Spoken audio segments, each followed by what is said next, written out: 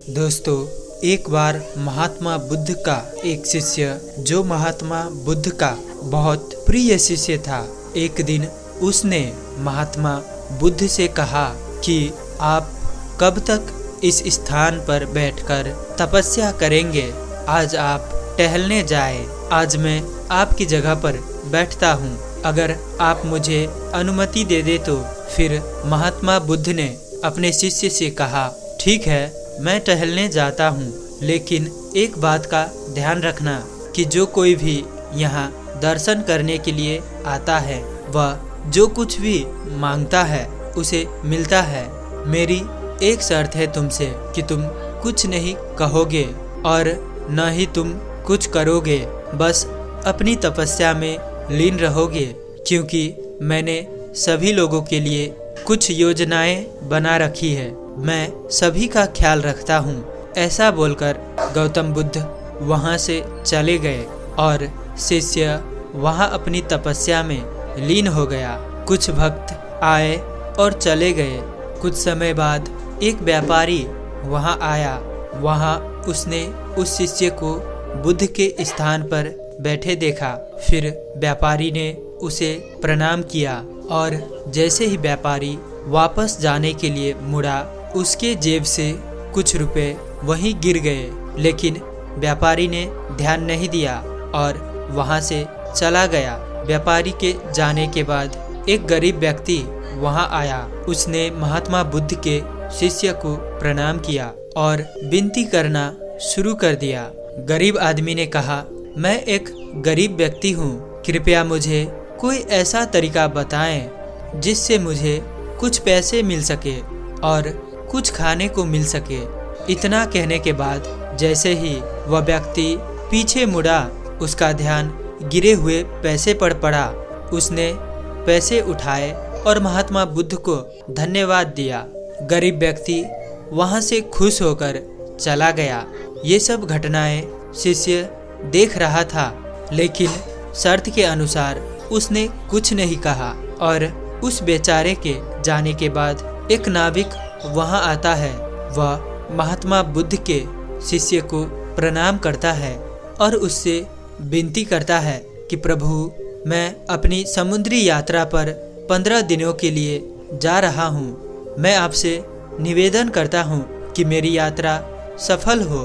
यह कहते हुए जैसे ही वह नाविक पीछे मुड़ा तो देखा सिपाही पीछे खड़े थे और सिपाही के साथ वह व्यापारी भी था जिसका पैसा गिर गया था। उस व्यापारी ने कहा कि इस नाविक ने मेरा पैसा चुरा लिया है, क्योंकि यह नाविक मेरे जाने के बाद यहाँ आया था। सिपाहियों ने उस नाविक को गिरफ्तार कर लिया और ले जाने लगे।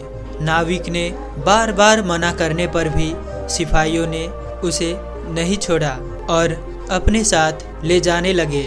तो तपस्या में लगे महात्मा बुद्ध के शिष्य सारा मामला बताया। नाविक ने पैसे नहीं चुराए थे। एक गरीब आदमी आया था, उसने इस व्यापारी का पैसा चुरा लिया है। तुम उसके घर जाओ और उसकी तलाशी करो, तुम्हें वह पैसा मिल जाएगा। राजा के सैनिक पैसे वसूल करने के लिए गरीब व्यक्ति के घर पहुँचे और गरीब व्यक्ति को पकड़कर काल कोठरी में डाल दिया गया और नाविक को रिहा कर दिया गया। नाविक अपने घर चला गया और वहां से समुद्री यात्रा पर चला गया। जब महात्मा बुद्ध लौटे तो उस शिष्य ने बुद्ध को ये सारी बातें बताई। बुद्ध ने कहा, मैंने तुमसे कहा था कि तुम कुछ नहीं करोगे, यहाँ तपस्या में रहो और चुप रहो। मैंने तुमसे यह भी कहा था कि मैंने सबके लिए योजनाएं बनाई है, लेकिन फिर भी तुम भूल गए। जब उस व्यापारी का पैसा गिर गया तो उसे परवाह नहीं थी, क्योंकि वह बहुत अमीर था। लेकिन उस पैसे से गरीब व्यक्ति के लिए कुछ खाने की व्यवस्था हो जाती। यह सब मेरी योजना थी। और जो नाविक समुद्री यात्रा पर जाने की बात कर रहा था, उस समुद्री यात्रा पर उसके जीवन को खतरा था, क्योंकि वहाँ एक बहुत बड़ा तूफान आने वाला था। इसलिए मैंने इतनी बड़ी योजनाएं बनाई थी, तो तुमने सब कुछ गड़बड़ कर दिया। तुमने हमारी योजना को नष्ट कर दिया और तुमने उस गरीब व्यक्ति को जेल में डलवा दिया। तुमने उस नाविक को समुद्री यात्रा पर भेज दिया और अब उसकी जान चली जाएगी और उसकी पत्नी विधवा हो जाएगी। महात्मा बुद्ध का शिष्य उनके चरणों में गिर गया और बुद्ध के पैर पकड़कर कहा, भंते, मुझसे बहुत बड़ी भूल हो गई, कृपया सब कुछ ठीक कर दे।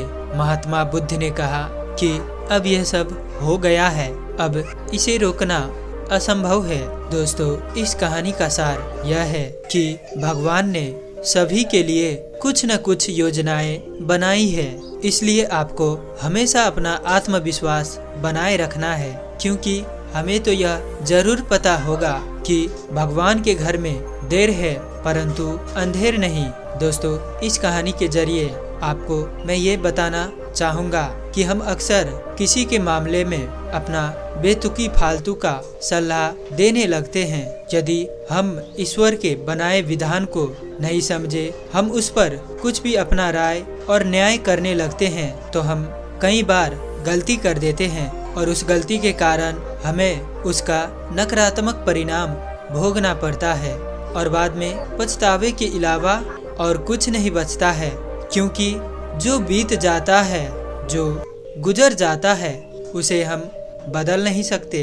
इसीलिए हमें समय रहते ही जल्दबाजी नहीं करके कोई भी काम को होश में करना चाहिए, क्योंकि जो समय एक बार बीत जाता है वो वापस नहीं लौटता और जो अतीत में घटनाएं घटती है उसे हम जाकर फिर से ठीक नहीं कर सकते हैं। तो इसीलिए हमेशा हम सावधान रहे, सतर्क रहे और जागरूकता से जिए। दोस्तों, अगली बौद्ध कहानी मैं आपको सुनाना चाहता हूँ। यह कहानी है आलस्य पर। इससे पहले आप कहानी में खो जाए, इस चैनल को सब्सक्राइब जरूर कर ले। एक बार एक आलसी व्यक्ति ने गौतम बुद्ध से कहा, भंते, मुझे बहुत आलस्य होता है, जिसके कारण मैं अपने जीवन में जो करना चाहता हूँ वह नहीं कर पाता हूँ, इसलिए मुझे कोई रास्ता बताएं। बुद्ध ने उस आदमी से पूछा, क्या तुम मानते हो कि तुम्हें आलस्य है? तो उस व्यक्ति ने बुद्ध से कहा, हाँ भंते, सिर्फ मैं ही नहीं, मेरे पूरे गांव के लोग जानते हैं कि मैं आलसी हूँ। बुद्ध उस व्यक्ति से कहते हैं, लेकिन तुम्हारे पास कोई सबूत है क्या कि तुम आलसी हो? उस व्यक्ति ने हाँ में जवाब दिया।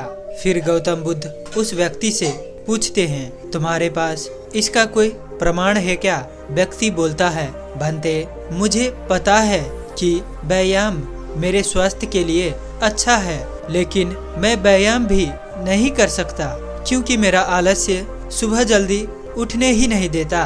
गौतम बुद्ध कहते हैं, अरे तुम ऐसे आलस्य से परेशान हो? व्यक्ति ने कहा, हाँ भंते। बुद्ध ने कहा, लेकिन क्या तुम जानते हो आलस्य क्या है? उस व्यक्ति ने कहा कि मुझे नहीं पता कि आलस्य होता क्या है, लेकिन भंते, ये जो कुछ भी है ये बहुत बुरा है। बुद्ध ने कहा, सबसे पहले तो तुम्हें यह समझना चाहिए कि मनुष्य के भीतर जो कुछ भी स्वाभाविक रूप से है, इसका कुछ उपयोग है, या बुरा या अच्छा नहीं है। आलस्य एक भावना है या एक विचार है जिसे हम अनजाने में अपने द्वारा निर्मित करते हैं। उस आदमी ने पूछा, लेकिन कैसे भंते? फिर बुद्ध ने कहा कि आलस्य के जन्म होने के दो कारण हैं, पहला शारीरिक और दूसरा मानसिक। जब हम अपने शरीर को कोई ऐसा भोजन देते हैं जिसमें अपने आप में कोई जीवन शक्ति ना हो, तो हमारे शरीर में सुस्ती पैदा हो जाती है, क्योंकि यह शरीर ऊर्जा से चलता है और जैसा हम इसे देते हैं वैसा ही व्यवहार करता है। हमारे शरीर के अंदर आलस्य का दूसरा कारण है गलत तरीके से बैठना, गलत तरीके से सोना और गलत तरीके से चलना। हम कभी इस बात पर ध्यान नहीं देते हैं कि हमारी बैठने, लेटने और सोने की स्थिति सही है या नहीं। अगर हम बुद्ध भिक्षुओं को देखें तो पाएंगे कि जब वे बैठते हैं तो उनकी रीढ़ की हड्डी सीधी होती है, जब वे सोते हैं तो उनके शरीर के किसी भी हिस्से में दबाव नहीं होता है, और जब वे चलते हैं तो उनके दोनों कदमों के बीच एक तालमेल होता है। शारीरिक स्तर पर आलस्य का तीसरा कारण है सुबह जल्दी ना उठना। यह सुनकर वह व्यक्ति कहता है, हाँ भंते, मैं सुबह जल्दी उठ नहीं पाता हूँ। यह सुनकर बुद्ध मुस्कुराते हैं और कहते हैं, तुम सुबह जल्दी उठ सकते हो जब तुम रात में सोने का सही समय निर्धारित करोगे, तभी तुम सवेरे उठ पाओगे। प्रत्येक व्यक्ति को अनुशासन का पालना करना होता है, क्योंकि अनुशासन हमारे जीवन में संतुलन लाता है। ज्यादातर लोग अनुशासन को बुरा मानते हैं, क्योंकि उन्हें लगता है कि अनुशासन उन्हें बांधता है, जबकि सच यह है कि अनुशासन हमें बांधता नहीं बल्कि मुक्त कराता है। फिर वह व्यक्ति बुद्ध से पूछता है, लेकिन हमें ये कहाँ से शुरू करना चाहिए, जैसे ठीक से खाना, बैठना, लेटना, चलना या सुबह जल्दी उठना से। तभी बुद्ध कहते हैं, अभी से शुरू करो। इस समय तुम जो कुछ भी कर रहे हो उसे ध्यान से करो। पहले तुम आलस्य को मन के स्तर पर समझ लो। वैसे तो अधिकांश स्थितियों में मन ही शारीरिक आलस्य के कारण को पैदा करता है। मानसिक आलस्य का पहला कारण हमारी पुरानी गलत मान्यताएं हैं। हमें लगता है कि हम पिछली बार ऐसा नहीं कर पाए थे, इसलिए इस बार भी हम ऐसा नहीं कर पाएंगे। जब हम अपने आप को काबिल नहीं समझते हैं तो आलस्य अपने आप हम पर हावी हो जाता है। एक और कारण है छोटे और आलसी लोगों के साथ समर्थन करना। कभी कभी ऐसा होता है कि आलस्य हमारे साथ नहीं होता है, लेकिन अन्य लोगों की वजह से यह हम में आ जाता है। ऐसा इसलिए होता है क्योंकि हम आलसी लोगों से जुड़ते हैं, उनकी संगत में रहने लगते हैं। फिर उस व्यक्ति ने बोला, हाँ भंते, यह बिल्कुल सत्य है, मैंने भी इसका अनुभव किया है। फिर बुद्ध ने कहा, तीसरी कारण मन की स्पष्टता का अभाव होना। मान लो तुम जंगल में खो गए और शाम हो गई है और तुम नहीं जानते हो कि तुम्हारा घर किस दिशा में है, तो ऐसे में क्या तुम आलसी होकर लेट जाओगे या अपने घर की तलाश में निकल रास्ता ढूंढोगे? तभी उस व्यक्ति ने कहा, मैं घर की तलाश में निकलूंगा। फिर बुद्ध ने कहा, बहुत कोशिश करने के बाद भी अगर घर का रास्ता ना मिला तो क्या करोगे? व्यक्ति ने कहा, मैं फिर भी इसे ढूंढता रहूंगा, क्योंकि मेरे पास कोई दूसरा विकल्प नहीं होगा। तभी गौतम बुद्ध कहा, आलस्य मनुष्य को तभी घेरता है जब उसके पास अनेकों विकल्प हो।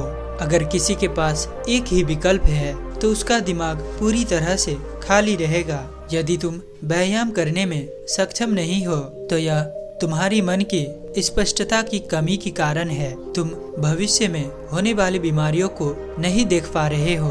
तुम उन बीमारियों से होने वाले दर्द को महसूस नहीं कर पा रहे हो, इसीलिए तुम अभी व्यायाम करने के लिए तैयार नहीं हो। आगे गौतम बुद्ध ने कहा, आलस्य का चौथा कारण यह है कि किसी भी कार्य को करने का कोई कारण नहीं होता है। मान लो तुम सड़क पर कहीं जा रहे हो और काफी दूर तक चलने के बाद तुम थक जाते हो और अब चलने का मन नहीं करता और आलस्य होता है। तभी तुम एक शेर को अपने पीछे दौड़ते हुए देखते हो, तो क्या तुम ऐसे स्थिति में भी अपने आलस्य के कारण वहीं रुके रहोगे? नहीं ना। तो इस बात को समझ लो कि आलस्य तुम्हें वह काम करने के लिए रोकता है जिसके करने का कोई बड़ा कारण नहीं होता। तभी उस व्यक्ति ने बुद्ध से कहा, धन्यवाद बुद्ध, अब मुझे आलस्य का सारा माजरा समझ में आ गया है। भगवान गौतम बुद्ध उस आलसी व्यक्ति से कहते हैं, मेरी एक बात हमेशा याद रखना, जहाँ स्पष्टता हो या कुछ करने का कोई बड़ा कारण हो, वहाँ कभी आलस्य बीच में नहीं आता। तो दोस्तों, उम्मीद है कि आपको इस कहानी से जरूर कुछ न कुछ सीखने को मिला होगा। तो इसीलिए इस वीडियो को लाइक और अपने दोस्तों और औरों के साथ शेयर करना ना भूलें। और साथ ही इस चैनल पर नए हैं तो इस चैनल को सब्सक्राइब करके घंटी बटन को भी जरूर से प्रेस करें, तभी हम अगले वीडियो में मिलेंगे। और कहानी में अंत तक साथ देने के लिए मैं किशन शर्मा आप सभी का दिल से बहुत बहुत धन्यवाद करता हूँ। तो चलिए मिलते हैं ऐसी कोई और नई वीडियो में, तब तक के लिए अपना ख्याल रखें। धन्यवाद।